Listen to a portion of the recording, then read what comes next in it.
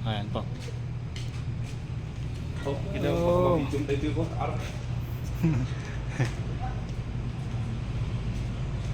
Tapos na po nilihat yung ano, flooring niya. Gagawin na lang, magpo-full weld na lang, magpo-full weld.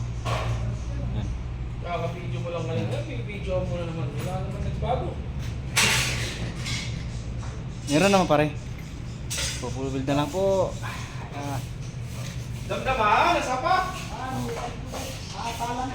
Ayan.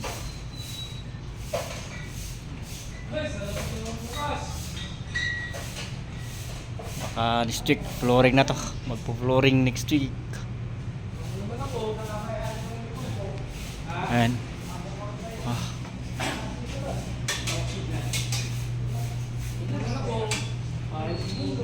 Ayan.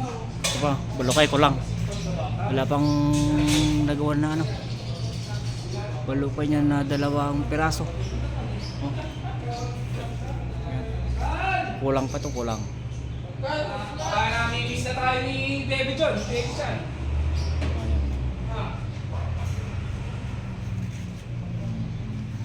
Ayan na po ang resulta.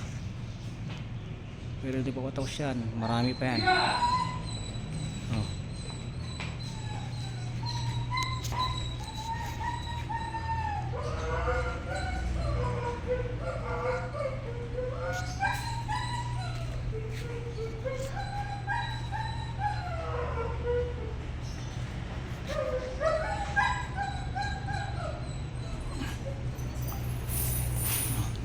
Kulang.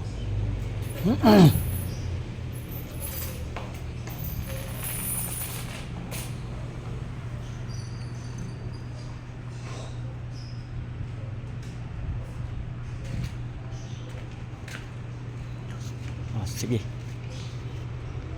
Ayan po yung flooring niya.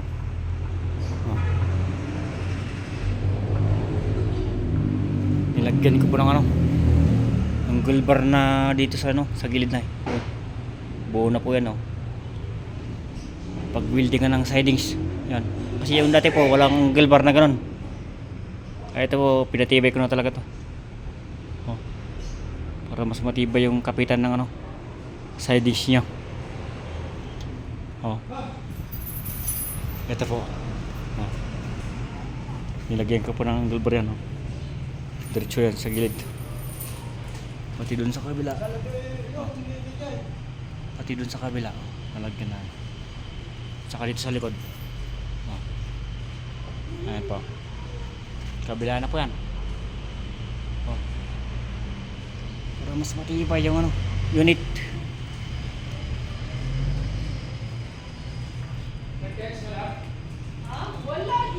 Yung mga dinagdag kong angle bar 1/4 na po yung nilagay ko. Kasi yung dati niya 316 lang yung dati. Manipis. Kaya ginawa ko na lang ng 1/4 ito.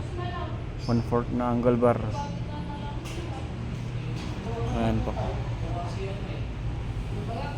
1.5 by 1/4. Ayan po. Angle bar niya. Sige po, marami po salamat sa suporta sa way. Bye bye.